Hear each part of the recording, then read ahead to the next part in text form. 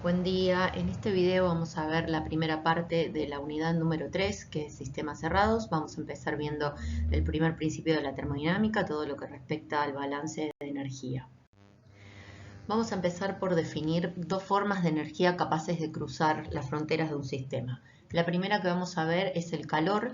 El calor es energía en transición y es una transferencia de energía que se da entre dos sistemas que pueden ser el sistema y sus alrededores, y en donde lo que impulsa esta transferencia es una diferencia de temperatura. Por eso decimos que la temperatura es la fuerza impulsora del calor, de esta energía en transición. Vamos a decir también que el calor no es algo que se tiene, más allá de que uno en la vida cotidiana use muchísimo esa frase. En termodinámica vamos a aprender que el calor entonces no es algo que se tenga, sino que es energía en movimiento, ¿sí? Entonces no va a existir en una sustancia la acumulación del calor, no va a ser una propiedad del sistema ni una propiedad de una sustancia el calor. El calor va a ser una energía que se transfiera entre dos sistemas y que la fuerza que lo impulsa va a ser la diferencia de temperaturas. En cuanto hay diferencia de temperaturas apreciables, puede ocurrir esta transferencia de energía en forma de calor.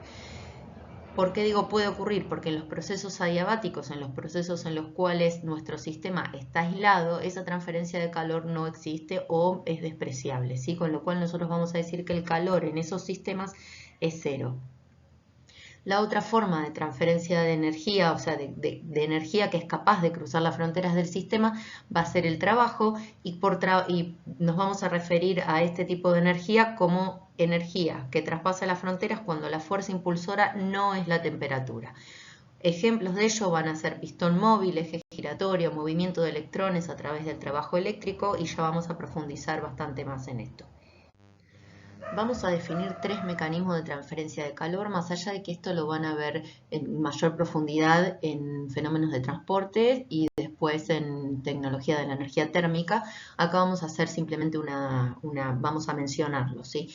El primero es la conducción, que es la transferencia de energía de las partículas más energéticas de una sustancia a las adyacentes menos energéticas, como resultado de la interacción entre partículas. Esto es, la conducción es un mecanismo de transferencia de calor entre cuerpos que están en contacto. La convección es la transferencia de energía a través del movimiento de los fluidos. Ese movimiento puede ser natural o forzado, y en esos casos se llama convección natural o convección forzada.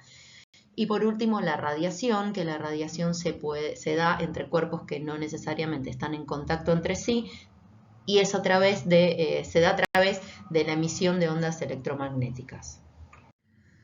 Vamos a definir el trabajo mecánico como el producto escalar entre una fuerza aplicada F y el desplazamiento producido desde su punto de aplicación a través de esta expresión. En caso de que la fuerza sea constante en ese tramo, la podemos sacar afuera de la integral y multiplicar entonces por un delta L. Y si no, lo reemplazaremos por la expresión matemática que caracterice esa fuerza en ese tramo. ¿Se acuerdan que en las diapositivas anteriores yo les había hablado de que la forma pertinente que íbamos a analizar de trabajo mecánico en la materia era el trabajo de desplazamiento de frontera? Bueno, lo vamos a definir entonces, este mismo trabajo mecánico que vemos acá, desde el punto de vista termodinámico como trabajo de expansión. Nos vamos a referir a este trabajo como trabajo de expansión, más allá de que sea una expansión o una compresión lo que se está dando, ¿sí? En realidad nos estamos refiriendo, en algunos libros lo van a ver como trabajo de volumen o trabajo de frontera. Nosotros en general lo vamos a llamar trabajo de expansión, y ahora vamos a ver qué pasa con los signos en caso de que haya expansión o compresión. El trabajo de expansión, fíjense que lo que hago para pasar de acá a acá es simplemente reemplazar. Recuerden que la presión es la fuerza sobre la superficie, por lo tanto si acá en vez de fuerza lo reemplazo por una presión por una superficie y esa superficie la reemplazo acá dentro del diferencial, llegamos a esta expresión de presión por un diferencial de volumen.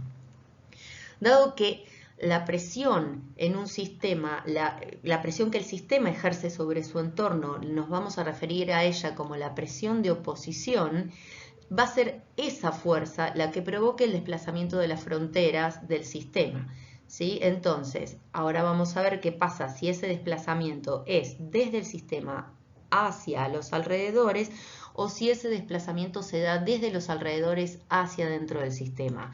Independientemente de cuál sea el caso, nos vamos a referir al trabajo de expansión con esta expresión que vemos acá y siempre vamos a expresarlo como la integral de la presión de oposición por el diferencial del volumen.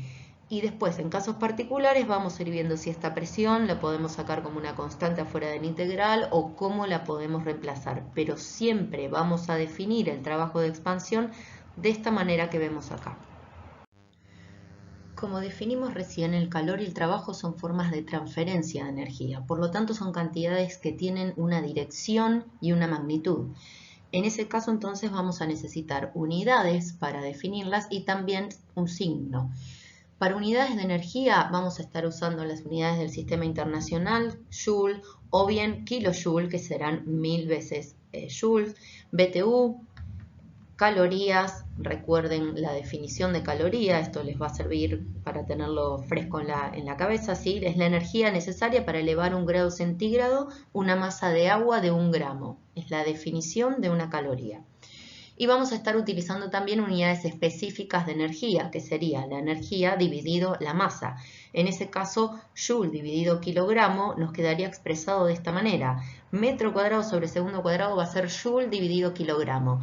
Y ojo con esto que se los aclaro acá porque es un error muy común que confundan al kilogramo que compone el Joule, que está acá, con el kilo del kilojoule, ¿sí? Entonces, el Joule tiene el kilogramo incluido, y si nos vamos a estar refiriendo a kilojoule será 1000 veces esto. Mismo cuando pasamos acá, ¿sí?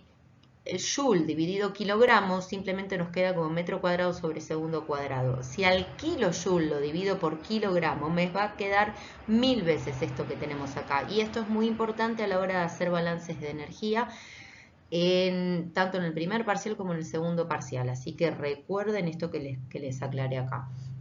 Otras formas entonces de energía específica va a ser caloría por gramo, kilocaloría por kilogramo, joule por mol también, ¿sí? Y vamos a definir también entonces la dirección de estas transferencias de energía. La convención de signos que vamos a usar en la materia, si bien es opcional, se las voy a detallar ahora, pero quiero que esto quede claro. Si alguno se siente más cómodo utilizando otra convención de signos, puede utilizarla simplemente a la hora de hacer un examen, aclárenlo para que el docente que está corrigiéndolo sepa que no es un error, sino que simplemente adoptaron otra convención. El que quiera usar la que vamos a usar en forma unificada con el resto de la cátedra, se las paso a detallar y es la siguiente. Vamos a decir que el calor que entra al sistema lo vamos a tomar como una magnitud positiva y el calor que sale del sistema hacia los alrededores lo vamos a tomar como una magnitud negativa. Y al revés con el trabajo. El trabajo que los alrededores hacen sobre el sistema lo vamos a ver como trabajo negativo y el trabajo que el sistema hace sobre los alrededores como una magnitud positiva. Hasta ahora el trabajo que vimos es trabajo mecánico de desplazamiento de fronteras, entonces piensen que, y les había dicho que lo íbamos a denominar trabajo de expansión. Si el sistema efectivamente se expande, con lo cual el desplazamiento es desde las fronteras del sistema hacia afuera, lo vamos a denotar entonces con signo positivo, ¿sí? Desplazamiento de las fronteras del sistema desde el sistema hacia los alrededores. Si lo vemos al revés, como una compresión o visto de esta manera, como que los alrededores empujan las fronteras del sistema hacia adentro, lo vamos a estar viendo como un trabajo negativo. Entonces, en ese caso lo podremos llamar trabajo de compresión y en el caso anterior trabajo de expansión. Como ya les dije, nosotros en la materia, disculpen, vamos a llamar trabajo de expansión a estas dos formas de trabajo de desplazamiento de frontera y en el caso que sea positivo, que haya una expansión propiamente dicha, lo vamos a estar denotando con signo positivo y en el caso que ese trabajo de expansión sea una compresión del sistema, nos va a quedar como un trabajo de expansión negativo. Son simplemente convenciones de signos y de nomenclatura. Entre el calor y el trabajo existe una relación cuantitativa que fue demostrada por Joule a través de sus experiencias.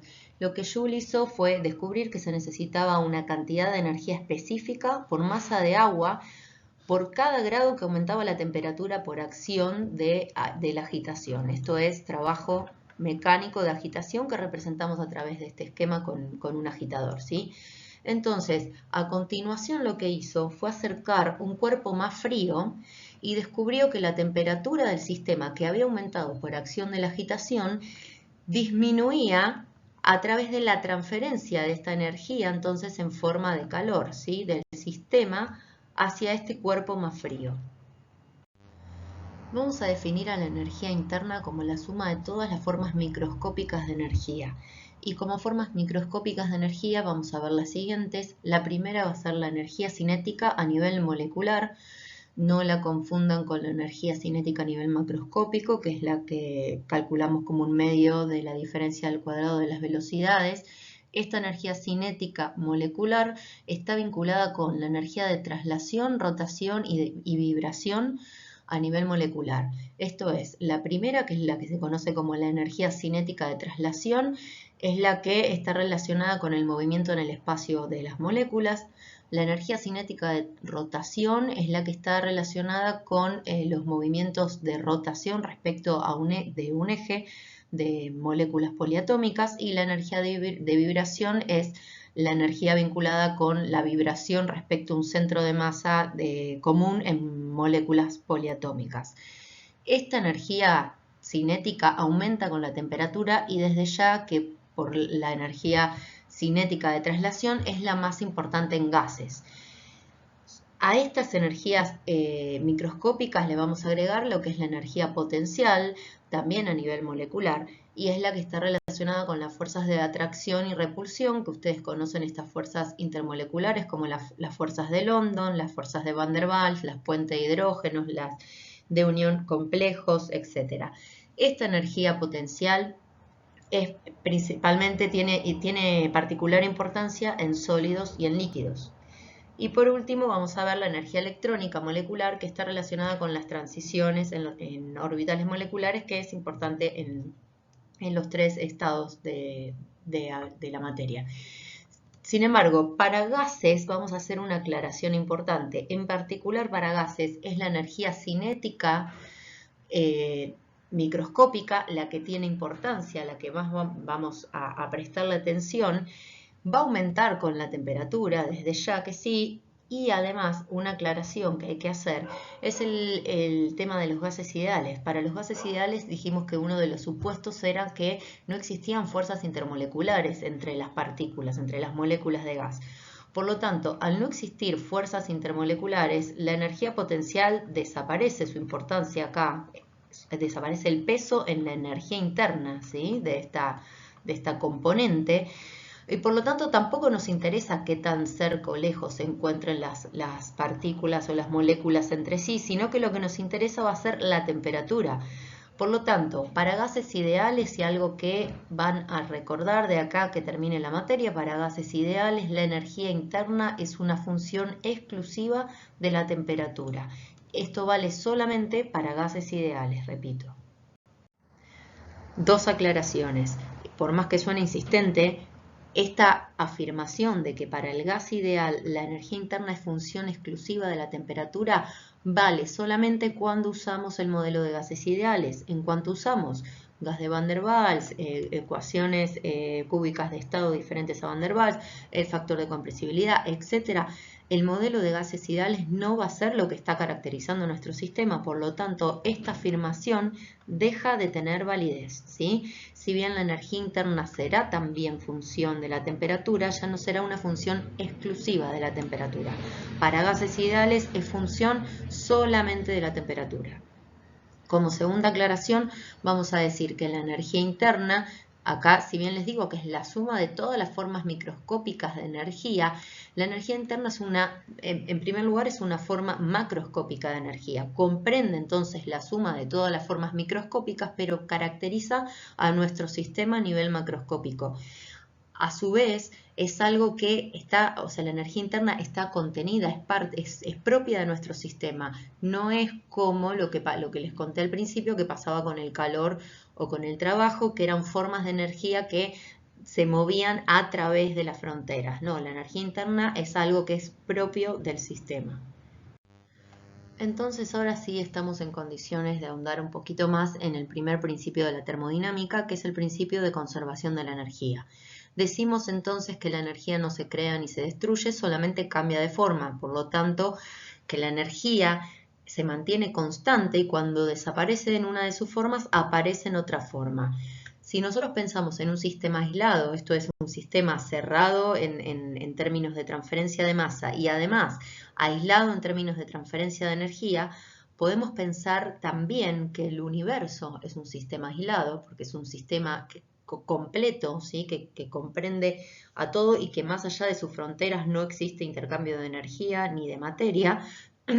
Entonces, la variación de energía en ese tipo de sistemas es cero. Esto es simplemente aplicar el primer principio de la termodinámica, es decir, no hay cambios de energía, sino que se mantiene constante. El estado energético del final es igual al estado energético del principio de cualquier proceso que se dé ahí adentro.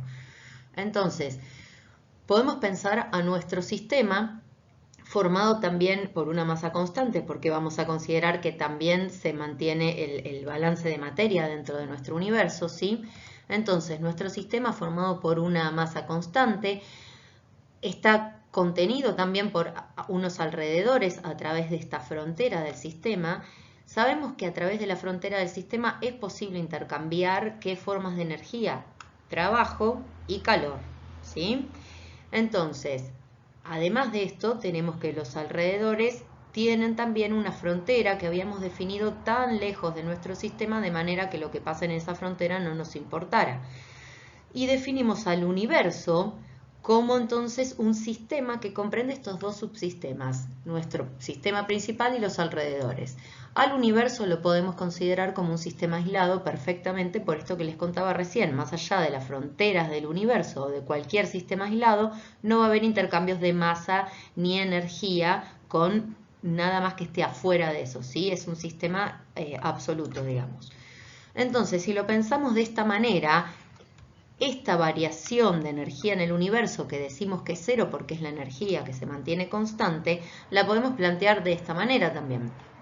Podemos decir entonces que todo lo que varíe la energía en nuestro sistema más todo lo que varíe la energía en los alrededores va a ser igual a cero. Quiere decir que todo lo que varíe la energía en nuestro sistema va a ser compensado por los alrededores. ¿Se entiende este concepto?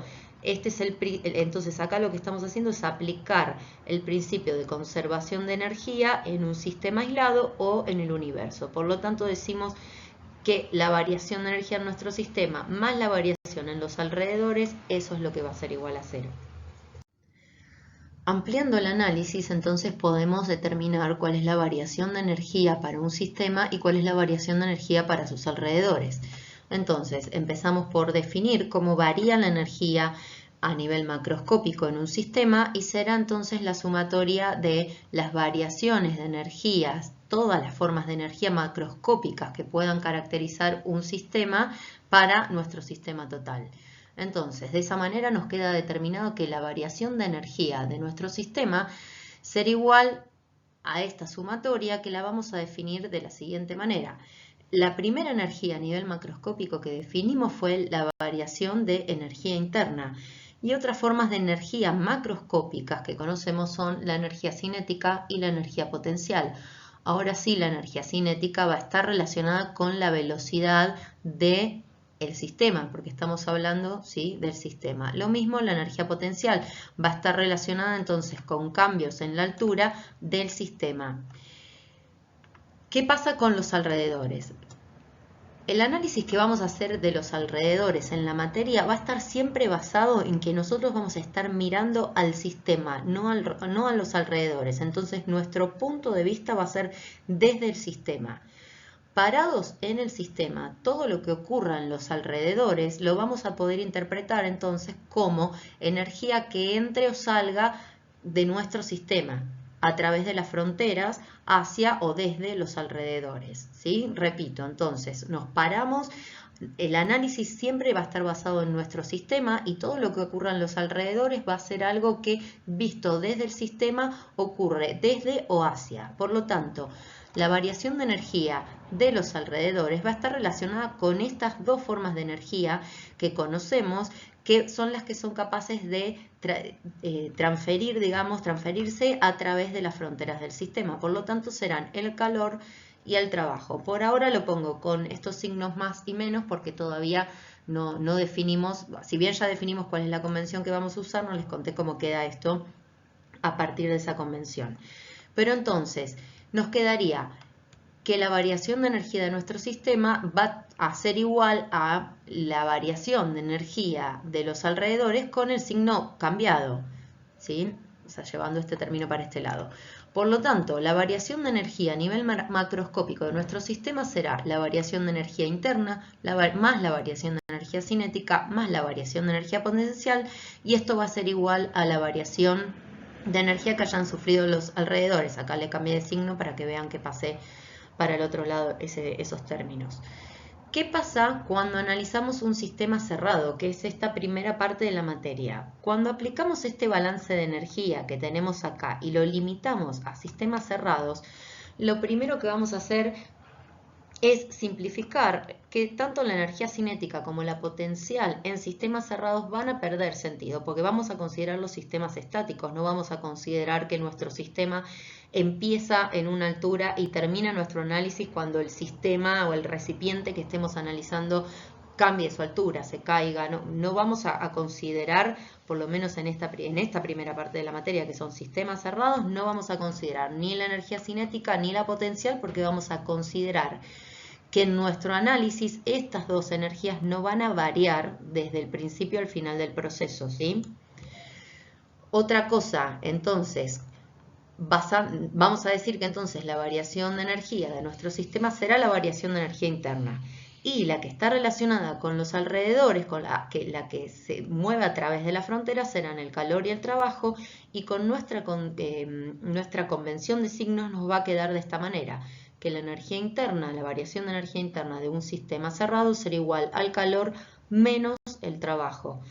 Esto va a ser el resultado de aplicar nuestra convención de signos. Ya les digo, si otros usan otra convención, como es esa que se conoce, por ejemplo, como el sistema egoísta, en la que los dos tienen el mismo signo cuando entran o cuando salen, el calor y el trabajo, acá van a encontrar este signo cambiado, ¿sí? Nosotros nos vamos a manejar a lo largo de la materia con esta convención y la vamos a respetar hasta el final.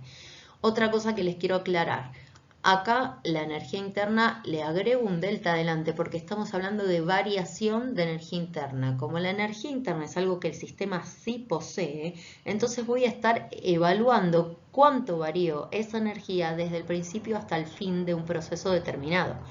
Sin embargo, no tiene ningún sentido que me pongan acá un delta en el calor o en el trabajo, porque el calor y el trabajo son energías en movimiento, no son energías que yo pueda considerar en un estado inicial y en un estado final como algo que se tiene y que vaya a evaluar diferencias. Va a ser energía que, en el caso de existir, se va a ver transferido a través de las fronteras. Ahora, pensando en el análisis en forma diferencial, a la energía interna la vamos a representar con esta D minúscula, que son diferenciales totales exactos, y ahora vamos a ver qué es esto. Y para los diferenciales inexactos vamos a usar esta otra terminología, que va a ser el caso del calor y el trabajo, entre otras magnitudes. Antes de seguir, vamos a hacer un paréntesis para definir las funciones de estado. Y vamos a decir que las funciones de estado son las variables macroscópicas que caracterizan el estado de nuestro sistema, independientemente del proceso que lleva a que nuestro sistema esté en el estado de equilibrio en el que se encuentra. La característica de estas funciones de estado es que no nos va a interesar el camino recorrido, el camino que llevó a nuestro sistema de pasar de un estado al otro, no nos va a interesar el camino recorrido, sino solamente el estado en el que se encuentra. Por lo tanto, estas funciones de estado van a estar caracterizadas por los estados iniciales y finales, que van a ser estados de equilibrio de nuestro sistema. A la hora de definir propiedades termodinámicas van a encontrar que en general las vamos a definir como una función de parámetros medibles expresados de esta manera, en forma diferencial. Fíjense que vamos a usar el diferencial exacto para caracterizar estas propiedades termodinámicas que ahora vamos a definir como funciones de estado, y lo vamos a expresar también en función de otros dos, entonces de estos parámetros medibles, también como diferenciales exactos. Eso en primer lugar. Estos parámetros m y n que les pongo acá van a ser justamente la derivada parcial de esta propiedad z que estamos buscando caracterizar con respecto a esta primera variable cuando la otra se mantiene constante, y al revés, n va a ser entonces cómo varía esta propiedad z con respecto a y, la derivada parcial de z con respecto a y cuando x se mantenga constante.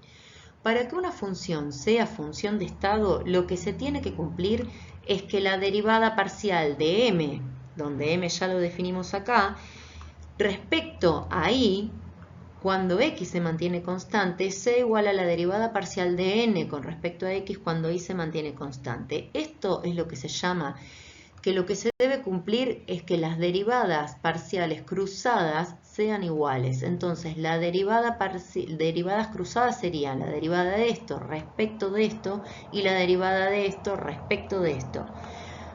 Entonces, habiéndose dado esta condición que a su vez implica estas segundas derivadas que les anoto acá, en ese caso vamos a decir entonces que las funciones que estamos analizando son función de estado.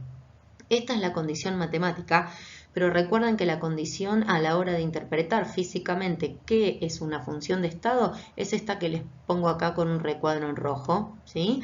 Entonces, lo que nos interesa para las funciones de estado es que justamente definen el estado, nos interesa el punto, las condiciones iniciales de nuestro sistema, las condiciones a las que llega nuestro sistema, y podemos evaluar cualquier cambio ocurrido en estas propiedades de estado a partir simplemente de evaluar estos estados iniciales y finales. No nos interesa el camino recorrido, y esto es lo más importante para las funciones de estado. Me interesa, y perdón que sea repetitiva, el estado inicial, el estado final y no el camino. ¿Cuándo se van a cumplir? Entonces, cuando se den estas condiciones matemáticas que les pongo acá. ¿Y en qué funciones termodinámicas las vamos a ver reflejadas? En todas las funciones termodinámicas que vayamos a ver en la materia, que son energía interna, entalpía, entropía y exergía, que si bien todavía no la vimos, créanme que en estas dos también se van a aplicar. Exergía se los puse en gris porque ya cuando lleguemos a la hora de definir exergía vamos a hacer alguna salvedad con respecto a esto de que sea una función de estado, pero en la materia la vamos a tomar como una función de estado, a la exergía del sistema. Les agrego acá como una aclaración al calor y al trabajo tachados, queriéndoles avisar que ni el calor ni el trabajo van a ser función de estado. En primer lugar, ¿por qué? Porque tanto el calor como el trabajo van a ser fenómenos de frontera. Dijimos que van a ser energías que transcurren, ¿sí? que se transfieren desde el sistema hacia los alrededores. Van a ser fenómenos que se dan en la frontera de nuestro sistema. Por lo tanto, no van a caracterizar al estado de nuestro sistema. Van a tener sentido nada más cuando estemos hablando de un proceso que esté ocurriendo. Entonces, algo que es muy importante saber para el calor y para el trabajo es esto, que son funciones que van a estar vinculadas entonces como fenómenos de frontera, no van a caracterizar al sistema y sí van a depender fuertemente del camino recorrido, van a depender fuertemente de algo que vamos a llamar la trayectoria, y ahora vamos a ver por qué esto cobra relevancia. Entonces, repito, estas funciones, cuando estemos haciendo referencia al sistema, van a ser funciones de estado, no nos va a importar la trayectoria, no nos va a importar el camino recorrido, cosa que sí nos va a importar para el calor y para el trabajo.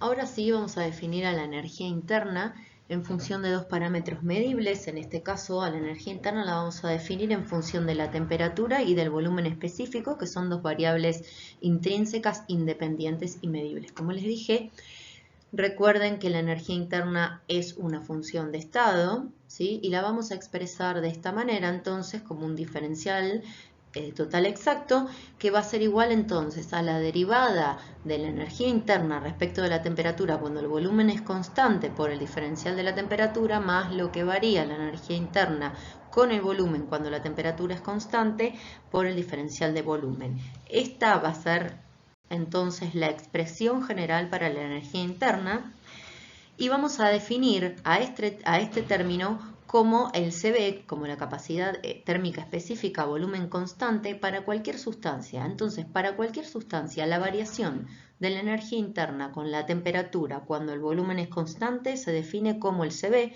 o la capacidad térmica específica volumen constante.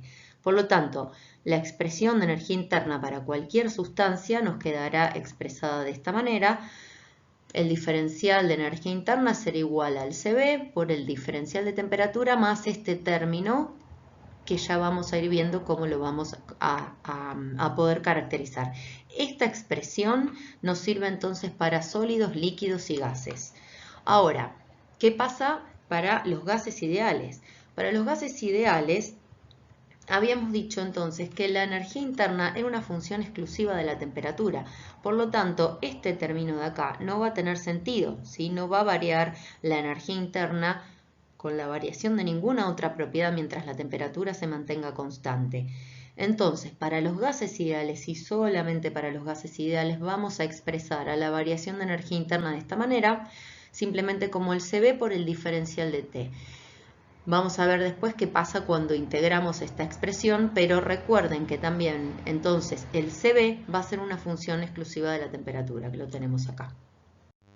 De manera similar definimos a la entalpía. La entalpía es una función que está relacionada con la energía interna a través de esta expresión que vemos acá para todas las sustancias, sean gases, líquidos o gases.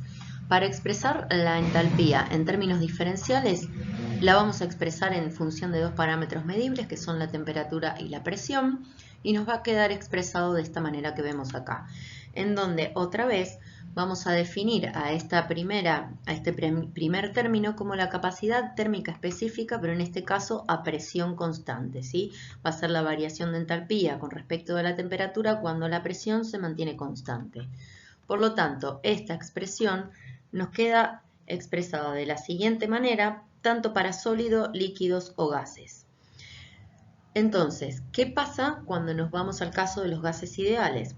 De manera similar a lo que vimos para la energía interna, la entalpía en gases ideales es una función exclusiva de la temperatura. Por lo tanto, este término se va, desaparece y nos queda expresado de la manera que lo vemos acá, en donde el CP va a ser una función de la temperatura también. A partir de trabajar un poquito con esto y con la energía interna, como les voy a mostrar en la diapositiva siguiente, sale algo muy importante, que es la relación de Mayer, que es la que nos vincula el CB y el CP a través de la constante universal de gases ideales. Si bien la demostración de la relación de Mayer la van a tener en sus apuntes también, se las dejo acá. Si expresamos a la entalpía en forma diferencial, recuerden que entalpía habíamos dicho que era igual a la energía interna más P por B. Si expresamos esto en forma diferencial, tengo que aplicarle el diferencial a los tres términos, ¿sí? Recuerden las propiedades de los diferenciales. Entonces, aplicando el diferencial a los tres términos y reemplazando para gases ideales, desde ya estamos trabajando en este caso con gases ideales, reemplazando entonces el diferencial de U de gases ideales y trabajando un poquito acá, ¿sí? PB es igual a RT, nos queda la expresión que entonces deduce la relación de Mayer. Pero aprovecho esto para hacerles unos llamados de atención de un error típico que veo en los exámenes, que es el siguiente. Los carteles en verde, por supuesto que van a indicar que está bien, y el cartel en rojo les voy a indicar que está mal. Entonces, el primer cartel les muestra algo que está bien, que es que las propiedades con los diferenciales, ¿sí? Dijimos que el diferencial de H es igual al diferencial de U más diferencial de P por B. Por propiedades de los diferenciales, el diferencial de un producto lo puedo expresar de esta manera, como el primero sin diferenciar por el diferencial del segundo más el segundo por el diferencial del primero. Esto es válido y son propiedades de los diferenciales. Esto es válido y está bien, ¿sí? Otra cosa que está bien es la siguiente. Expresar en términos de deltas, no de diferenciales, sino ya de variaciones. la variación de entalpía va a ser igual a la variación de energía interna más la variación de P por B. Y fíjense que acá simplemente apliqué los deltas a esta expresión que teníamos acá arriba. No operé de ninguna manera con este producto que tenemos acá. Entonces, las tres expresiones que ven hasta acá son válidas. Ahora, ¿cuál es el error típico que encuentro? Encuentro que aplican estas propiedades de los diferenciales al delta. Recuerden, como les acabo de decir, para poder sacar como factor común la presión o el volumen tienen que ser constantes. Entonces yo puedo llegar hasta esta expresión, hasta acá, estos primeros dos términos, en el caso de que la presión sea constante. De hecho va a quedar P por delta B cuando la presión es constante. O también van a poder encontrar, en los casos en los que el volumen específico sea constante, van a encontrar delta U más B por delta P, pero nunca la combinación de estos dos términos, ¿sí? Porque estos dos términos implican que tanto P como B son constantes, por lo tanto, todo este término se anularía. ¿Se entiende? En caso de que varíen los dos, tampoco es válido, ninguno de estos dos términos serían válidos. En caso de que varíen los dos, el delta de P por B es P final por B final menos P inicial por B inicial. Nunca esta combinación, ¿sí? Entonces, esto es un error que confunden esta propiedad que es correcta que ven acá con la aplicación de los deltas. Ojo con esto. Como les dije recién, los calores específicos tanto a volumen constante como a presión constante son función de la temperatura para gases, entonces van a encontrar tablas con valores de calores específicos, como la tabla que les muestro acá, por ejemplo, en función de diferentes temperaturas para diferentes sustancias. Sepan que estos calores específicos son propios de cada sustancia. Pueden encontrar también estos calores específicos expresados como una función de la temperatura a partir de, por ejemplo, un polinomio en el cual para cada sustancia encontraremos tabulados los valores de cada una de estas constantes que constituyen el polinomio. Estos valores tabulados, sepan que cuanto más compleja es la molécula, cuanto más átomos constituyan esa molécula, tanto el Cp como el Cb van aumentando, ¿sí? Son mayores y además aumenta también su funcionalidad con la temperatura. O sea, para las más simples es más chata esta curva. Y algo que les aclaro acá arriba, que es que a bajas presiones, recuerden que a bajas presiones podemos considerar que los gases reales se asemeja su comportamiento más al comportamiento del gas ideal. Por eso les hago esta aclaración acá, por si encuentran entonces esta diferenciación entre el Cp0 y el Cb0, que son los que se refieren a los gases ideales. En el caso particular de los gases ideales, vamos a encontrar, bien como les mostré en la primera tabla, valores tabulados en función de la temperatura para los calores específicos. También vamos a encontrar, como les mostré en la segunda tabla, expresiones analíticas de Cb y Cp como una función de la temperatura. ¿Para qué me va a servir esto? Recuerden que dijimos que tanto la entalpía como la energía interna eran igual al Cp y al Cb respectivamente por el diferencial de la temperatura. Por lo tanto, para llegar a la expresión de la variación, o sea, del delta de entalpía o del delta de energía interna, vamos a tener que integrar esa expresión. Por lo tanto, conociendo la expresión analítica que vincule el Cb, el Cbp o el Cb con la temperatura, lo vamos a poder integrar analíticamente perfectamente. El tercer caso sería el siguiente: considerar que el Cp y el Cb se comportan de manera constante en el rango de temperaturas que estamos evaluando, o sea, en los extremos de esa integral que estemos haciendo, considerar que tanto Cb como Cp se mantengan constantes y lo podamos sacar afuera de la integral. En esos casos van a poder encontrar valores tabulados para cada sustancia por rango de temperatura. Entonces, muchas veces para los gases ideales directamente van a encontrar un valor de Cp y un valor de Cb para rangos bastante amplios de temperatura, y van a ser los que van a usar muy generalmente. Y en el caso de que no cuenten con esos datos, vamos a usar estas dos generalizaciones que les muestro acá, que por supuesto son generalizaciones. Los valores tabulados que encuentren para cada sustancia van a ser un poco más, bastante más ajustados que esto que les muestro acá, pero estas dos expresiones son válidas para gases ideales. Si los gases ideales son monoatómicos, o sea, si están trabajando con un gas monoatómico, es válido que consideren que el Cb es constante con la temperatura y que vale 3 medios de R. Si trabajan con gases diatómicos, es válido que consideren que el Cb es igual a 5 medios de R. En estos casos, si lo que quieren es evaluar el Cp, simplemente aplican la relación de Mayer y le suman al Cb R, por lo tanto tendrán que Cp para gases monoatómicos es 5 medios de R y 7 medios de R va a ser el Cp para un gas diatómico. Una aclaración en este punto, en el caso que estén trabajando con aire y necesiten utilizar alguna de estas dos generalizaciones, recuerden que al aire lo vamos a considerar una sustancia pura y dado que está compuesto principalmente por nitrógeno y oxígeno, que son diatómicos los dos, la expresión que va a ser válida es esta última.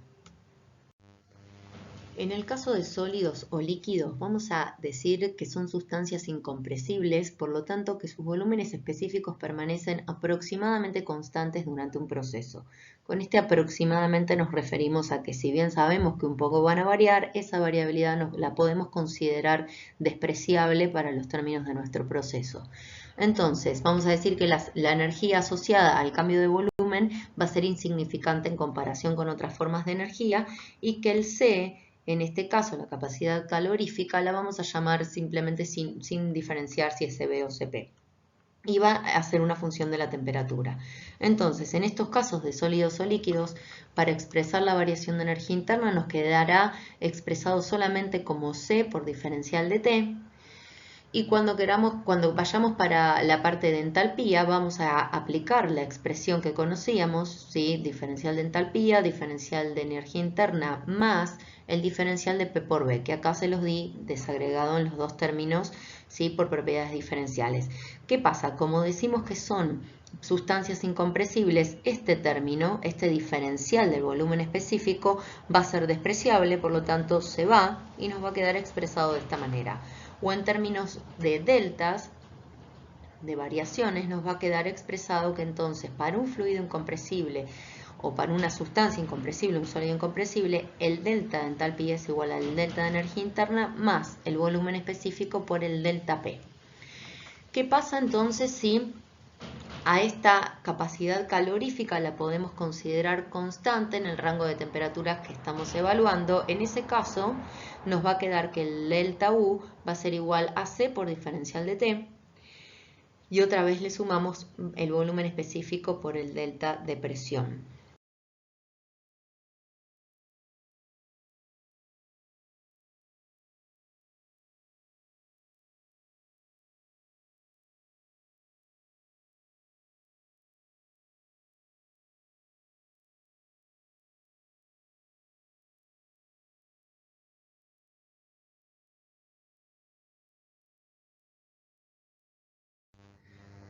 De todo esto surge que entonces cuando estemos trabajando con sustancias incompresibles fuera del equilibrio, o sea, fuera de la curva de saturación, por ejemplo, un líquido comprimido o un líquido subenfriado, vayamos a buscar las propiedades en la tabla relacionadas con la temperatura y no con la presión, ¿sí? Vamos a considerar que están más vinculados, más fuertemente relacionados con la temperatura que con la presión.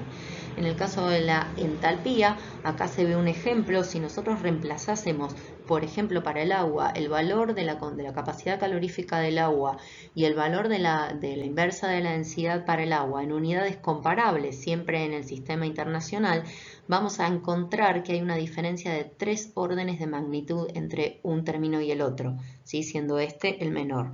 Por lo tanto, la relación, o sea, el peso que tiene este factor de corrección por presión es muy inferior al peso que tiene este término que está relacionado con la temperatura.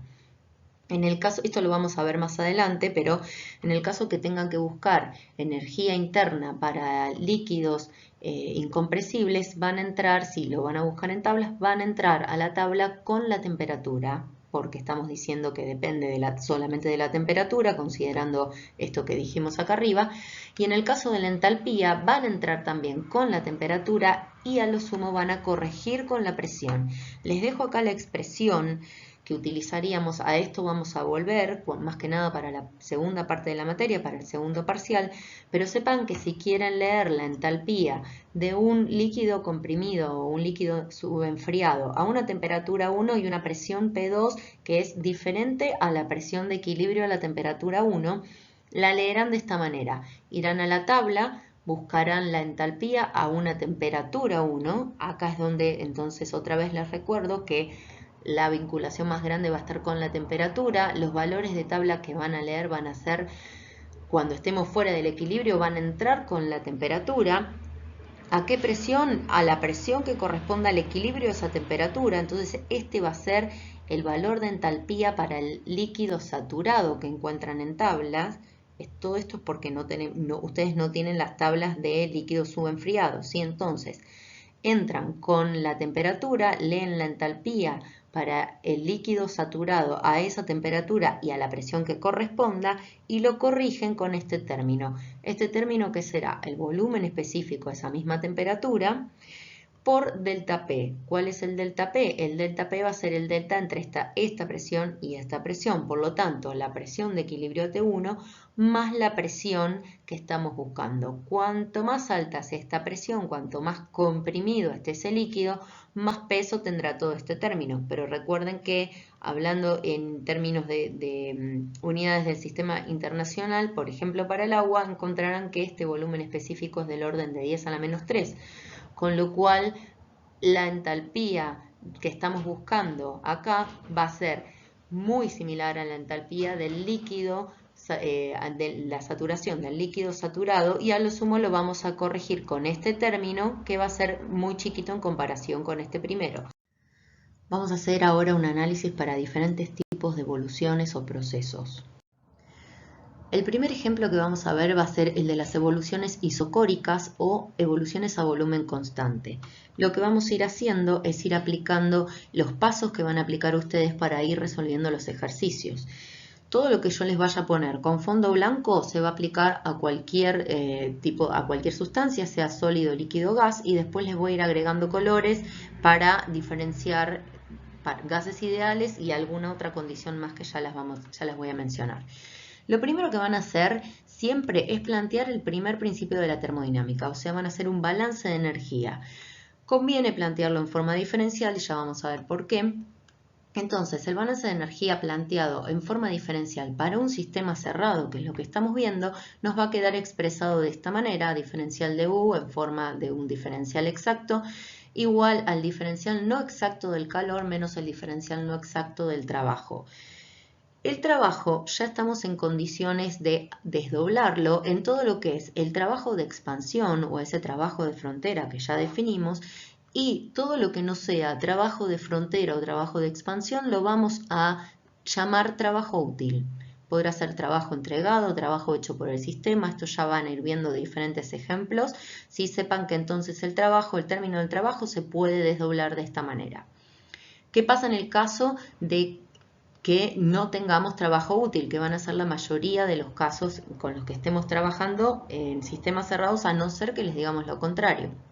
Sin trabajo útil, la expresión nos queda de esta manera, en la cual ya reemplacé directamente la expresión de trabajo de expansión o trabajo de frontera por la expresión que habíamos deducido al principio de la presentación, que es la presión de posición por el diferencial de volumen. Dado que en este caso la evolución es isocórica y no hay variación de volumen, este término por lo tanto se va, ¿sí? Y nos queda que entonces el primer principio de la termodinámica para evoluciones isocóricas es que el diferencial de U es igual al diferencial de calor. Por lo tanto, la variación de energía interna va a ser igual al calor, ¿sí? Esto en forma integrada se va. Y nos queda para cualquier sustancia, sea sólida, líquida o gaseosa. ¿Qué pasa para los gases ideales? Les voy a poner un fondo rojo, rosita, para los gases ideales. Vamos a seguir haciendo este análisis desde acá, ¿sí? Sin trabajo útil. Entonces, en este caso, lo que tenemos que saber para gases ideales es que a la variación de energía interna, a su vez la podemos reemplazar por esta expresión que ya vimos antes, que es que solamente va a estar relacionada con la variación de temperatura. Por lo tanto, para gases ideales, evoluciones isocóricas, lo que vamos a tener es que el delta U es igual al calor y a su vez eso va a ser igual a la integral de N por CB por el diferencial de T. En la mayoría de los casos para gases ideales vamos a considerar que el CB lo podemos sacar como una constante afuera de la integral. Esa constante será o bien los 3 medios de R o 5 medios de R en caso de que sea monoatómico o diatómico, como vimos hace un ratito, o bien tendrán una expresión que vincule el CB con la temperatura y lo puedan integrar. En el caso nuestro, en el caso que les estoy mostrando acá, considero que puedo sacar el CB como un CB medio en ese rango de temperaturas y me va a quedar entonces que la expresión del delta U para gases ideales es N por CB por delta T. Y además, en el caso de evoluciones isocóricas, a volumen constante y sin trabajo útil, me va a quedar que el delta U es igual al calor. En el caso que queramos evaluar la variación de entalpía, siguiendo el mismo razonamiento, vamos a llegar a que el delta H es igual a N por Cp por delta T, donde el delta T es igual a la temperatura final por la inicial. Les dejo acá una expresión, un gráfico de esta evolución.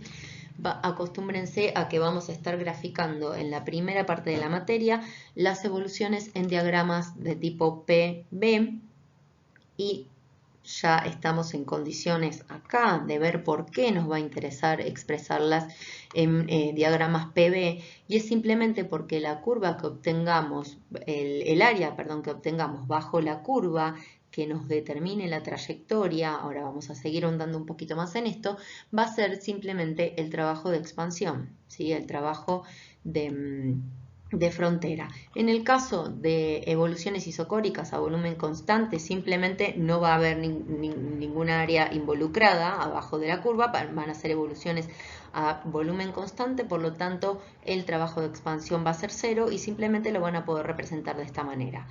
¿Por qué les pongo esto en la parte rosa y no en la parte con fondo blanco, que sería para cualquier sustancia? Simplemente porque les hice un diagrama en el que les incluí isotermas con la forma de las que veíamos para los gases ideales, ¿sí? Sepan que si estamos en la parte líquida, las isotermas toman otra forma. Lo que sí valdría para cualquier sustancia es esto de que nos estamos moviendo de un estado inicial a un estado final a través de una isocora, que son estas líneas de volumen constante. Aplicamos el mismo análisis ahora a evoluciones isobáricas, o sea, evoluciones a presión constante. Lo primero que van a hacer va a ser plantear el primer principio de la termodinámica. Al trabajo lo van a desdoblar en trabajo útil y trabajo de expansión, y vamos a plantear el caso en el que no tengamos trabajo útil para seguir nuestro análisis. Nos va a quedar el primer principio ahora con una variación de volumen apreciable en forma diferencial, y vamos a seguir por el paso siguiente integrando esa expresión. ¿Cuál va a ser la característica de estas evoluciones? Va a ser que justamente la presión de oposición, que es lo que caracteriza al trabajo de expansión, va a ser constante y lo podemos sacar afuera de la integral. De manera que entonces el trabajo de expansión para evoluciones isobáricas nos va a quedar como la presión de oposición por un delta B. Si esto lo vemos en un diagrama PB, nos va a quedar entonces como el área abajo de esa curva, que es simplemente el rectángulo dado por la presión de oposición y el delta B. Varias cosas que aclarar en este sentido. En primer lugar, en los diagramas de P por B, siempre que nos movamos desde la izquierda hacia la derecha, o sea, hacia valores de volumen creciente, vamos a tener trabajos de expansión positivos, y siempre que nos movamos desde la derecha hacia la izquierda, o sea, hacia volúmenes decrecientes, vamos a tener trabajos de expansión negativos o compresión.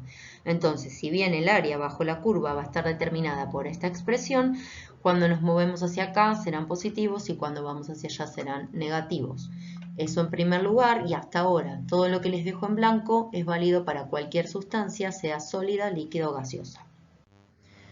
Y es ahora cuando empieza a cobrar sentido esto de las funciones que dependen de la trayectoria. Por ejemplo, entonces el calor y el trabajo de expansión dependen fuertemente de la trayectoria, como así no lo hacía la energía interna, que es una función de estado. Entonces, como ven, el trabajo de expansión es el área bajo la curva y entonces desde ya que nos va a interesar cuál es la curva definida o la trayectoria a definir, en el caso que la podamos identificar para poder calcular el área por debajo. Entonces, vamos a ver algunos ejemplos para evoluciones isobáricas. Tenemos el primer ejemplo, les pongo un pistón que está inicialmente con trabas por sobre el pistón, por lo tanto la presión del sistema en un instante inicial va a ser diferente a la presión contra la cual va a evolucionar nuestro sistema en el caso que yo quite las trabas. Por ejemplo, si las trabas están por encima del pistón, esto nos da la pauta de que la presión adentro del sistema al inicio, en el estado de equilibrio inicial, o sea, antes de que quite las trabas, es mayor a la presión que ejerce el pistón y la atmósfera sobre el sistema. O sea, tenemos un pistón empujando contra las trabas. En el caso entonces de que yo quite las trabas, ya me va a dejar de importar cuál era la presión de la cual partí a la hora de evaluar el trabajo de expansión, estoy hablando. Me va a dejar de importar cuál era la presión que tenía inicialmente, solamente sé que esta expresión P por diferencial de B y que en este caso esta presión será constante y la saco afuera de la integral y es P por delta B, esta presión contra la cual evoluciona nunca fue la presión inicial de mi sistema, sino que el proceso se va a desatar cuando yo quite las trabas y el sistema empuje hacia arriba contra una presión de oposición, que en este caso será la presión resultante de la suma del peso del pistón y la atmósfera que está por encima. ¿Sí? Entonces, lo que se va a mantener constante va a ser esa presión, la presión de la atmósfera más la presión que ejerza el pistón con su peso. Esa va a ser la presión de oposición, esa va a ser la presión que sale afuera de esta integral y además esa va a ser la presión final, porque a no ser que yo le imponga un tope más a este recorrido del pistón, el sistema va a evolucionar hasta lograr el equilibrio mecánico. Por lo tanto, esa presión, en este caso, que quite las trabas y lo deje evolucionar libremente, va a ser la presión final también. ¿Para qué nos sirve esto? Porque a la hora de entonces evaluar el área bajo la curva, nos vamos a preguntar cuál es la curva y la curva va a ser la imposición entonces de esta presión, ¿sí? La presión de oposición.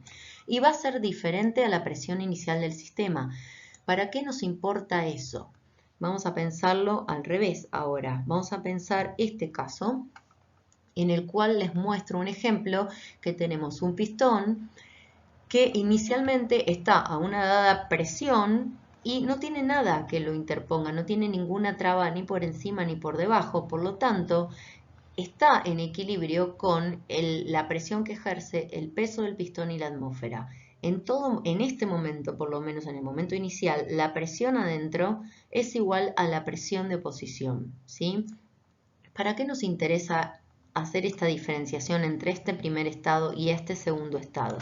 ¿Se acuerdan cuando hablamos en las primeras clases, en los primeros videos, de estas evoluciones que se daban de forma cuasiestática, que se daban de manera tan lenta que podíamos ir modificando los pasos de nuestro proceso tan de a poquito que entonces nuestro sistema iba a estar todo el tiempo en equilibrio con sus alrededores?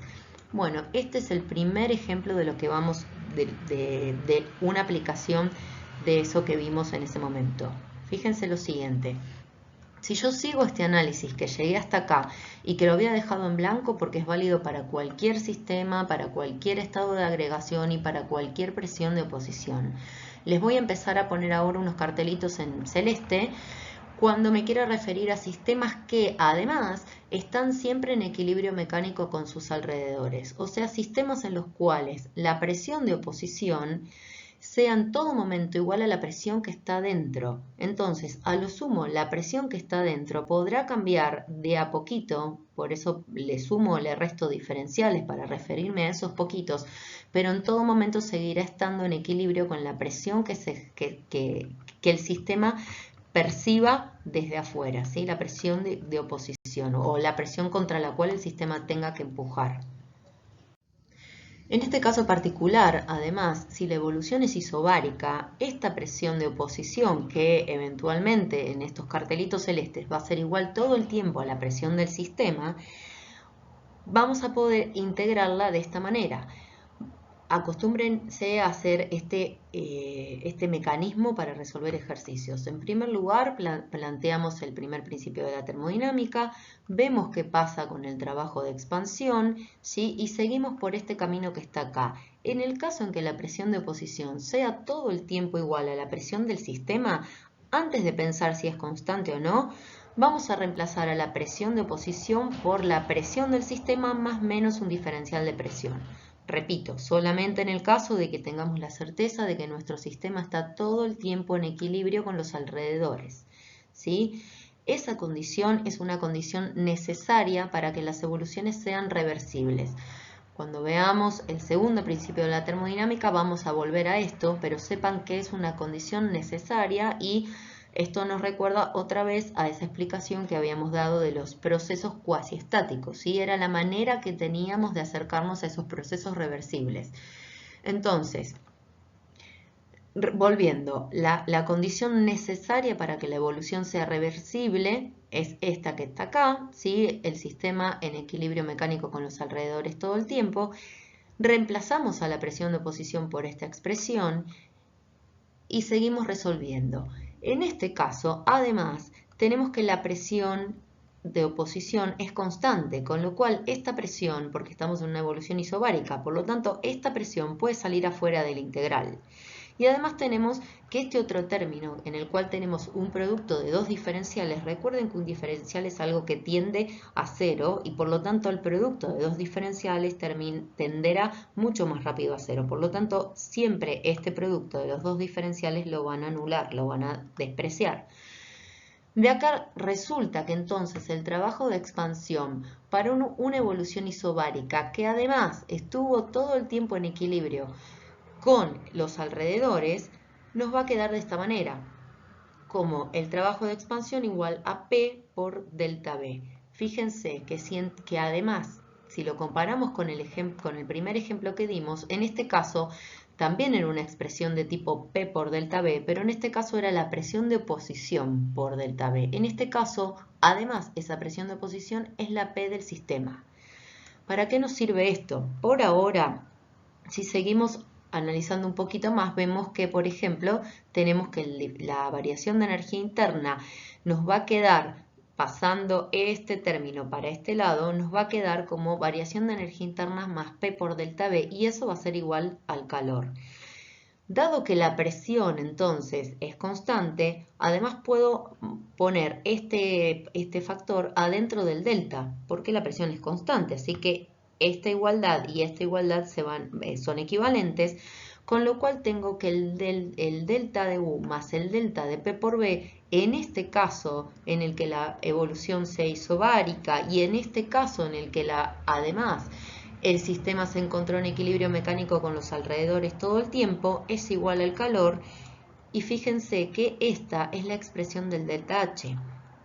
Es por esto que van a escuchar muchas veces que el delta H es el calor a presión constante.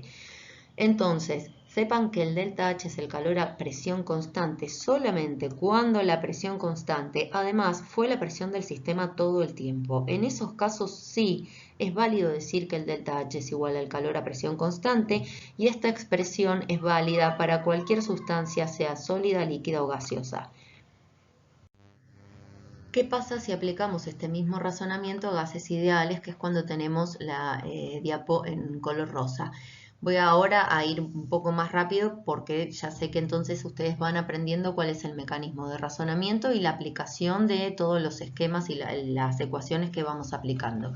En el caso de gases ideales, simplemente lo que van a hacer es reemplazar al delta U por N por CB por delta T. Sepan, y les repito esto y no se los vuelvo a repetir más, pero ya recuerden que el CB saldrá como una constante afuera de la integral en caso de que así lo consideren, pero si tienen una función de CB con la temperatura tendrán que integrarlo. Entonces, cuando aplicamos a gases ideales, simplemente reemplazamos por esto. De este lado no modifique nada, quedó todo igual que en la diapo anterior. ¿sí? Cuando hacemos la representación gráfica, las isotermas para los gases ideales nos van a quedar con esta forma hiperbólica.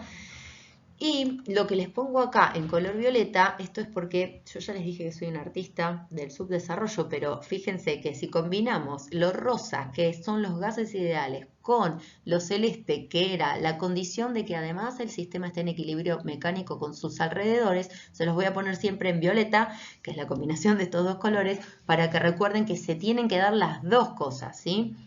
Entonces, en el caso de que se den las dos cosas que les acabo de decir, otra vez se va a repetir que el delta H en este caso va a ser igual al calor a presión constante, lo vamos a tener expresado de esta manera, pero además si reemplazamos el delta U por NSB delta T nos va a quedar como lo ven acá, y el P por delta B, además como P es constante, además lo podrán reemplazar por N por R por delta T, con lo cual otra vez llegan a que si juntan este CB con el R a través de la relación de Mayer, ustedes saben que CB más R es CP.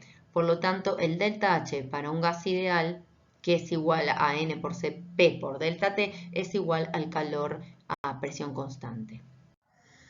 Vamos al caso ahora de evoluciones isotérmicas, evoluciones a temperatura constante. El mecanismo que aplicamos es el mismo, partimos de plantear el primer principio de la termodinámica, el balance de energía, desdoblamos el trabajo en trabajo útil y trabajo de expansión, nos vamos al caso particular de que no tengamos trabajo útil y llegamos a las expresiones que tienen detalladas con fondo blanco para cualquier sustancia, evoluciones a temperatura constante. Vamos al primer caso particular, fondo celeste, va a ser entonces el que nos vamos a referir a sistemas que están todo el tiempo en equilibrio mecánico con sus alrededores. Ojo, que esto no significa que los alrededores necesariamente estén a presión constante, no. Yo lo que les estoy diciendo es que mi sistema, la presión de mi sistema, todo el tiempo va a ser igual a la presión de oposición, que puede variar desde ya. Puede variar, por eso les pongo acá un más menos diferencial de presión. Lo que sí les garantizo es que la presión de mi sistema va a variar a lo sumo de una manera tan lenta, de manera de garantizar este equilibrio mecánico con los alrededores, condición necesaria para las evoluciones reversibles. Después vamos a ver cuál es la condición suficiente además. Entonces, analizamos desde acá ¿qué pasa con una evolución isotérmica en la cual además sabemos que se cumple esto? ¿Para qué nos sirve saber que se cumple esto? Porque podemos abrir entonces hacer la distributiva acá y nos queda que entonces el trabajo de expansión en los casos en los que tenemos el equilibrio mecánico va a ser igual a la integral de la presión por el diferencial de volumen, en donde la presión es además la presión del sistema todo el tiempo. Recuerden que esto lo consideramos totalmente despreciable. Esta expresión entonces es válida para cualquier sustancia sólida, líquido o gaseosa. Lo único que buscamos con este cartel celeste es que se cumpla esta condición que tenemos acá. Fondo rosa, nos vamos ahora al caso de los gases ideales, solamente la condición de que sean gases ideales. Las evoluciones isotérmicas para gases ideales, dado que ya sabemos que tanto el delta U como el delta DH son función exclusiva de la temperatura, como se imaginarán, valdrán 0 para evoluciones isotérmicas. Entonces, tenemos esto acá, ¿sí? Y llegamos a que en las evoluciones isotérmicas, solamente en el caso de que se cumpla, de que sean gases ideales, entonces el calor va a ser igual al trabajo de expansión. ¿Qué pasa si además le imponemos la condición de los carteles de fondo celeste combinados con que sean gases ideales? Vamos a los carteles entonces violetas, que se den las dos condiciones, que sean gases ideales y que además se garantice el equilibrio mecánico todo el tiempo, condición necesaria para la evolución reversible. Reemplazo entonces en la expresión de trabajo de expansión a la presión de oposición por P más menos diferencial de P, por este motivo que está acá. Por ese motivo que está acá, entonces reemplazo acá. Este término desaparece y este término que está acá, ahora a la presión, la voy a poder reemplazar por N por R por T dividido el volumen. ¿Qué quiere decir esto? Quiere decir que en el caso en que yo pueda identificar que la presión de mi sistema está todo el tiempo en equilibrio con los alrededores y además que pueda identificar una expresión para seguir a esa presión, o sea, una identificación de la trayectoria, en ese caso entonces lo voy a poder reemplazar y voy a obtener una curva que simplemente surge de integrar esta expresión, ¿sí? Para lo cual voy a llegar a la expresión válida para el trabajo de expansión para gases ideales, que además, a los cuales además no se les impuso una presión de oposición diferente a la presión que tenía nuestro sistema. Esta va a ser la expresión del trabajo de expansión, que después vamos a ver qué otra condición necesitamos para saber que estos son evoluciones reversibles, pero sepan, vamos a pensarlo al revés, que cuando se les plantee un problema, un ejercicio en el cual les digan que tienen una evolución a temperatura constante y que además saben que va por un camino cuasi estático o que la evolución es reversible, va a ser esta la expresión que tendrán que aplicar. Apliquen este razonamiento que les doy acá, que les va a servir siempre para ir siguiendo cada uno de los pasos. Sé que se hace largo, pero es justamente el mecanismo mental que los va a ayudar a saber si puedo aplicar la presión, reemplazar a la P de oposición por esta expresión. En caso de poder, ¿por qué puedo reemplazar a la presión? En caso de una evolución isotérmica y de gases ideales lo reemplazo por gases ideales. Y como además sé que es isotérmica, saco la temperatura fuera de la integral y simplemente integro el diferencial de B sobre B. ¿Cómo vemos todo esto que les acabo de contar en un diagrama PV para gases ideales? Fíjense otra vez, en violeta les pongo el caso en que además se haya cumplido esa condición de que la presión de oposición todo el tiempo haya sido la misma que la presión del sistema. Fíjense en una expansión, justamente ese caso violeta, vamos a partir de un estado inicial y nos vamos a ir moviendo hacia un estado de mayor volumen. Para eso tenemos la expansión, ¿sí? La presión va a ser todo el tiempo, la del sistema va a estar todo el tiempo en equilibrio con la de los alrededores. Sin embargo, esa presión de oposición va a ir variando. En cada pasito que vamos dando se va a ir acomodando tanto la presión del sistema como la presión de los alrededores, garantizando que en todo momento se cumpla la condición de equilibrio mecánico. En este caso, en el cual la presión del sistema y la de los alrededores se fueron acomodando mutuamente todo el tiempo, vamos a poder identificar una trayectoria y vamos a poder graficar la evolución a t constante. Esto es lo que nos quedaba caracterizado por esa ecuación que involucra el logaritmo del volumen final sobre el volumen inicial, y el área bajo esa curva entonces va a ser el área que nos esté marcando el trabajo de expansión. Como nos estamos moviendo en sentido de la expansión, estos van a ser valores positivos. Y fíjense que acá les digo que el trabajo de expansión para una evolución reversible, que sería esta que vemos acá, una evolución a través de un proceso cuasi estático, ¿sí?, va a ser mayor el trabajo de expansión para una evolución irreversible. ¿Cuál es el trabajo de expansión para una evolución irreversible en el caso de una evolución a t constante? ¿Cómo podemos pensar esto? Fíjense que esta evolución se va a dar a una temperatura constante, o sea, partimos de un estado inicial y vamos hacia un estado final a la misma temperatura, pero no podemos identificar esta trayectoria, sino que le impusimos una presión de oposición diferente a la presión inicial que tenía el sistema. Este delta en presiones es lo que nos da la pauta de que en nuestro sistema el proceso no ocurrió a través de pasos infinitesimalmente chiquititos. ¿Se acuerdan de lo que habíamos definido para las evoluciones cuasi estáticas? Este ejemplo que les muestro acá, como mismo el que les muestro acá, va a ser la diferencia que van a encontrar entre los problemas 1 y 2 de la guía de resolución de ejercicios de sistemas cerrados, en los cuales en algunos casos les van a decir, bueno, tenemos una evolución isotérmica que se expande contra una presión de oposición constante. Ahí ustedes lo que ya tienen que saber es que la evolución es isotérmica. Lo único que nos va a decir que la evolución sea isotérmica es que la temperatura inicial y final van a ser iguales. Ahora, ¿vamos a estar moviéndonos a través de una curva de estas características?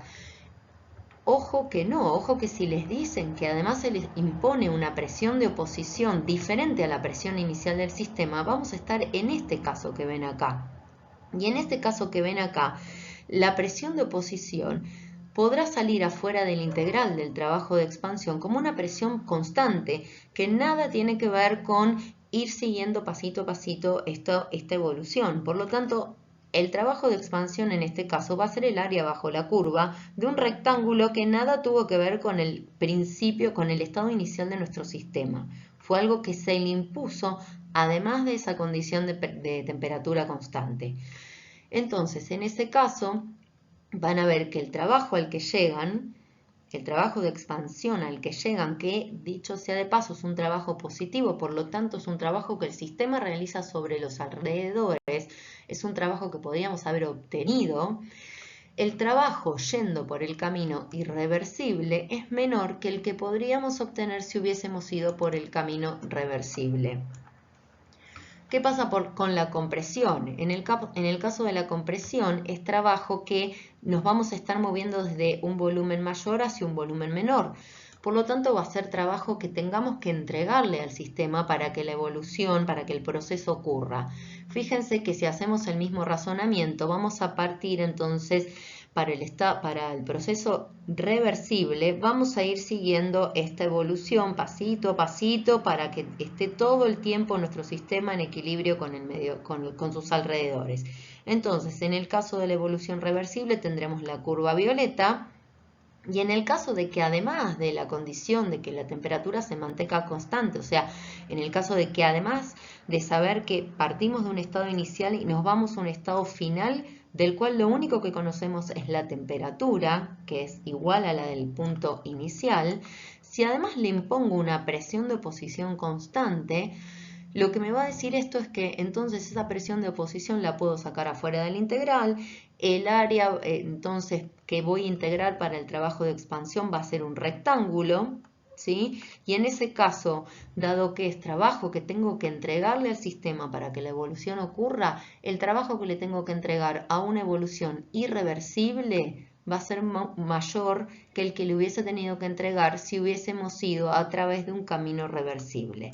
A todo esto vamos a volver cuando hagamos todo el análisis del segundo principio, pero sepan que estas diferencias, ¿sí?, nos van a estar reflejando justamente estos detalles que les escribo acá y que les acabo de comentar. Veamos el caso ahora de evoluciones adiabáticas. Las evoluciones adiabáticas, como ustedes ya saben, son sistemas aislados en los cuales no se permite el intercambio de energía entre el sistema y los alrededores y viceversa. Lo único que nos garantiza saber que una evolución es adiabática, para el caso general de una sustancia sólida, líquida o gaseosa, es que el calor es cero. Y es lo único que podemos decir. Por lo tanto, a partir de ahí surge que la variación de energía interna va a ser igual a menos el trabajo de expansión en el caso de que no haya trabajo útil. Vamos al primer caso particular. Si el sistema además está en equilibrio mecánico con los alrededores, ya sabemos que entonces la presión acá dentro de la expresión del trabajo de expansión la podemos reemplazar por la expresión de la presión. Ahora, para poder integrar esto necesitamos conocer un poquito más, necesitaríamos conocer la trayectoria o la vinculación de la presión y el volumen a lo largo de esta evolución. Una aclaración que les pongo acá es que además las evoluciones adiabáticas reversibles, en el caso de que nosotros sepamos que una evolución adiabática además es reversible, lo que se va a mantener constante es la entropía del sistema. Esto lo vamos a retomar más adelante, pero sepan que esto, para que ya les quede cuando hagan el repaso final, las evoluciones adiabáticas reversibles son las que mantienen constante la entropía del sistema. A esto vamos a volver después. ¿Qué pasa si aplicamos nuestro análisis al caso particular de los gases ideales? Otra vez, el calor, planteamos el balance de energía, el calor será cero, decimos que el trabajo útil es cero, llegamos a esta expresión que simplemente podremos hasta el momento reemplazar el delta U por la expresión de delta U para gases ideales. Si además le imponemos la condición de que el sistema esté todo el tiempo en equilibrio mecánico con sus alrededores, vamos a poder reemplazar en la expresión del trabajo de expansión esta expresión, como venimos haciendo hasta ahora. Les recomiendo que este análisis lo hagan en forma diferencial para poder seguir los pasos que les detallo acá a continuación. No los voy a aburrir charlándolo en la diapositiva, lo tienen acá escrito y también lo tienen en sus apuntes, pero sepan que igualando estas dos expresiones y considerando también que sabemos que se trata de un gas ideal, vamos a llegar a que la condición entonces que se cumple o la trayectoria que van a seguir nuestros procesos en el caso de estar trabajando con evoluciones adiabáticas reversibles con gases ideales es que P por B a la gamma se mantiene constante. Primera aclaración, ¿este volumen tendrá que ser el volumen total o el volumen específico? Es lo mismo. Sabemos que se mantiene constante y que además la masa también se mantiene constante porque estamos trabajando con sistemas cerrados, por lo tanto P por B a la gamma se mantiene constante, sea B grande o B minúscula. Entonces, esto se va a cumplir solamente en el caso que tenemos como fondo el fondo violeta. Se tiene que dar la condición de que sean gases ideales, se tiene que dar la condición de que se esté en equilibrio mecánico con los alrededores todo el tiempo y además tenemos que saber que estamos trabajando a través de una evolución, de un proceso reversible o de un proceso que se va dando en forma cuasi estática. Ahora les voy a hacer unos carteles bien grandes para que no se confundan esto, pero sepan que esta expresión que ven acá, en la cual identificamos esta trayectoria, que sabemos que P por B a la gamma es constante, se va a aplicar solamente cuando estemos trabajando con evoluciones adiabáticas reversibles con gases ideales. Entonces ahora sí, vamos a poder reemplazar el valor, la funcionalidad que tiene P con respecto a B para poder identificar la curva, la trayectoria que va a seguir nuestro proceso y poder integrarlo y encontrar la expresión para el trabajo de expansión. Se los dejo acá detallado. El consejo que les doy es que siempre hagan este mecanismo de razonamiento. Siempre partan de que la expresión del trabajo de expansión es la integral de la presión de oposición diferencial de volumen. En el caso de saber que nuestro sistema está en equilibrio con sus alrededores todo el tiempo, reemplazo por P más menos diferencial de P. Cuando identifique la trayectoria, que en este caso de una evolución adiabática es P por B a la gamma constante, reemplazo el valor de P por esa trayectoria y recién ahí integro. Todo lo que sea constante sale afuera, todo lo que sea variable queda adentro y hago la integral. Reemplacen recién al final, después de haber reemplazado los valores de P por B, ¿sí? Después de haber reemplazado el valor de la constante, digo, por P por B a la gamma, y en ese caso entonces van a llegar a esta expresión, cualquiera de estas dos expresiones, que van a ser las que correspondan al caso de evoluciones adiabáticas reversibles con gases ideales. Entonces, el trabajo de expansión para evoluciones adiabáticas reversibles con gases ideales va a estar dado por cualquiera de estas dos expresiones, o bien esta que tienen acá, o bien esta que tienen acá, que a su vez van a ser iguales al NSB por delta T, que es el delta U, dado que el trabajo es 0, con el signo cambiado acá. ¿Cómo queda esto gráficamente? El análisis es muy similar al que hicimos con las evoluciones isotérmicas, solamente que ahora en vez de ir en las evoluciones reversibles, o sea, las que marco abajo con violeta, en vez de ir por una isoterma, voy a ir por lo que se llama una línea isentrópica. Por ahora, ya les repito, todavía no vimos que esto es una isentrópica. Por ahora lo que vimos es que para el caso de los gases ideales, esta curva va a ser la curva caracterizada por esta expresión, P por B a la gamma constante. Sepan que estas son las líneas de isoentropía, de entropía constante, tanto para la expansión como para la compresión, ¿sí?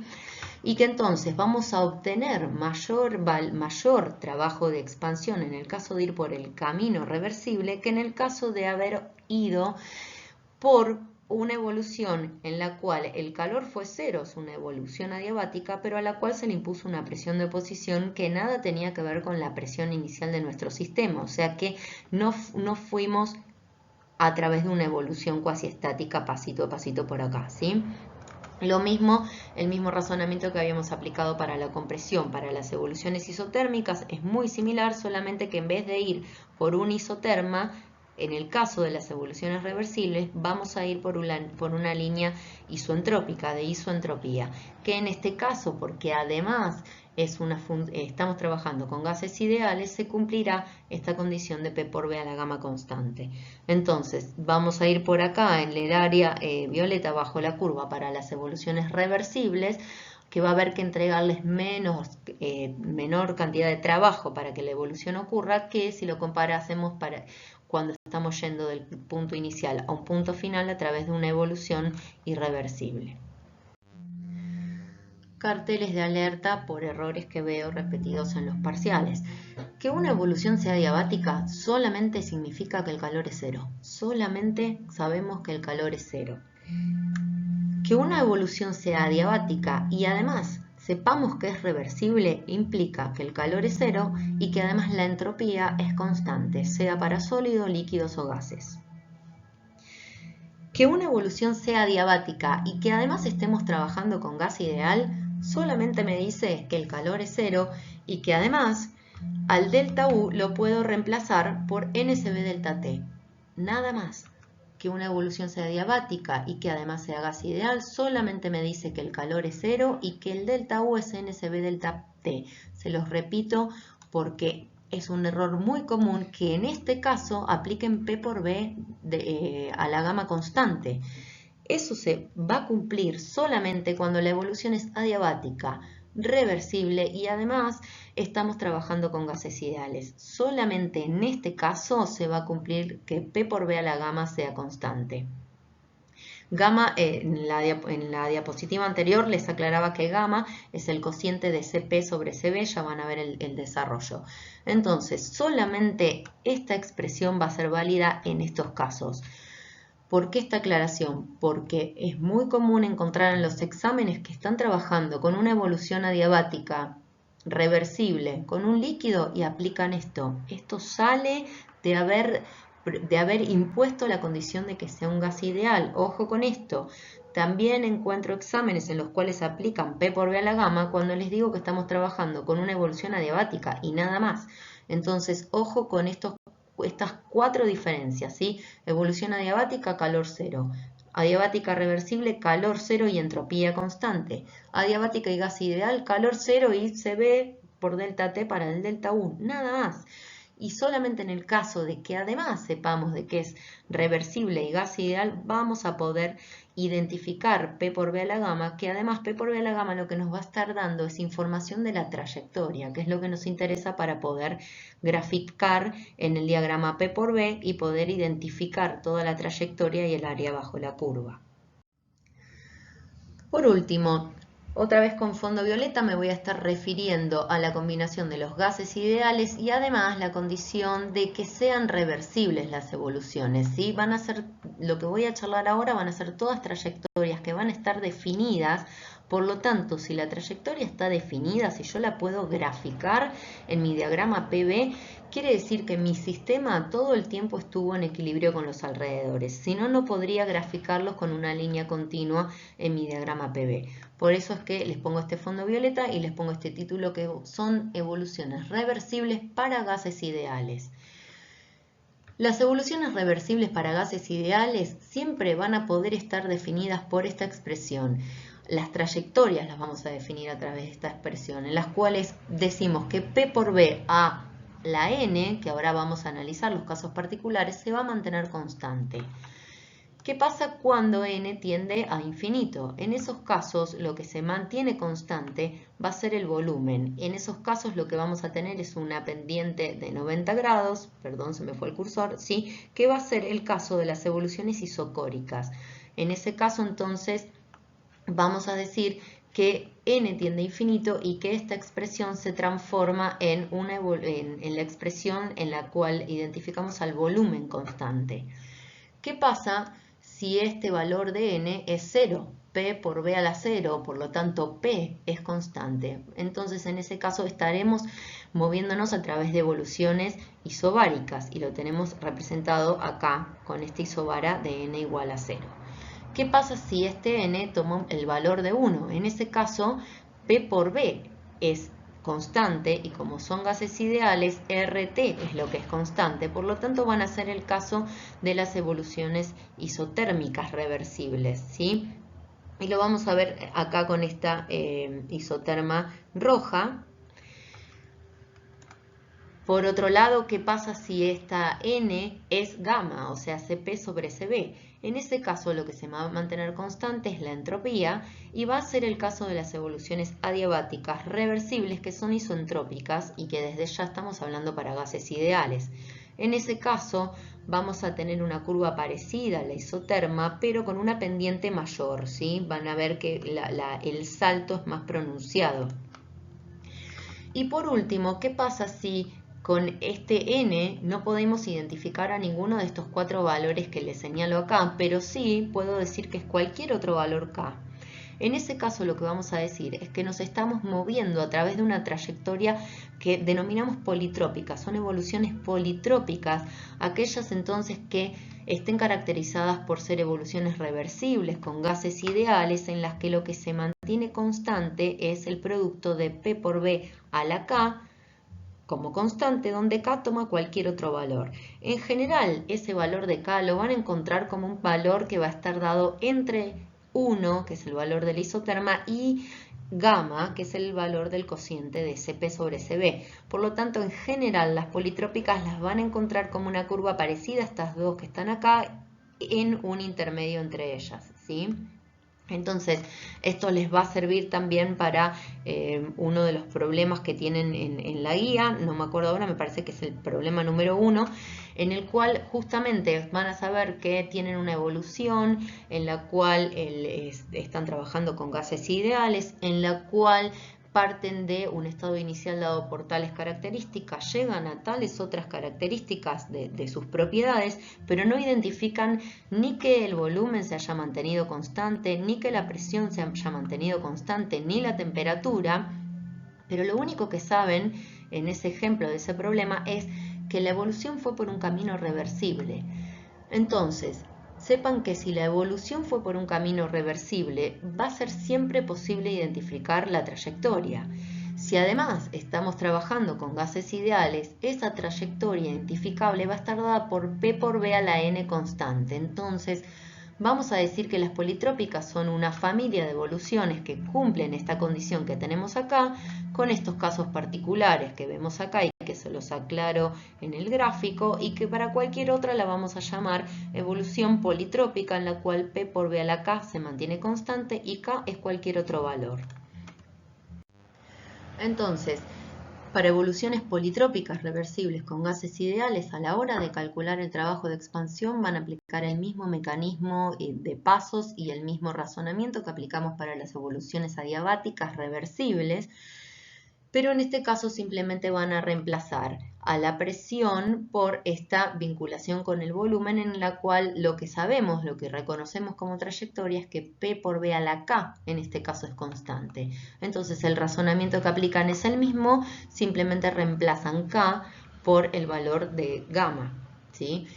Van a llegar entonces a que cualquiera de estas dos son las expresiones válidas para el trabajo de expansión en evoluciones politrópicas reversibles con gases ideales desde ya.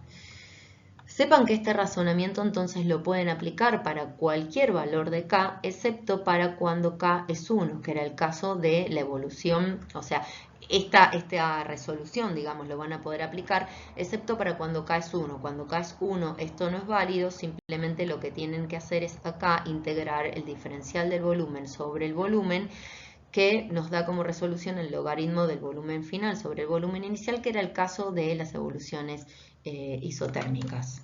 Con esto damos por terminada esta clase y recuerden que esto es simplemente un material de apoyo que deberán complementarlo con las clases de consulta, con la bibliografía de la materia y con las clases prácticas.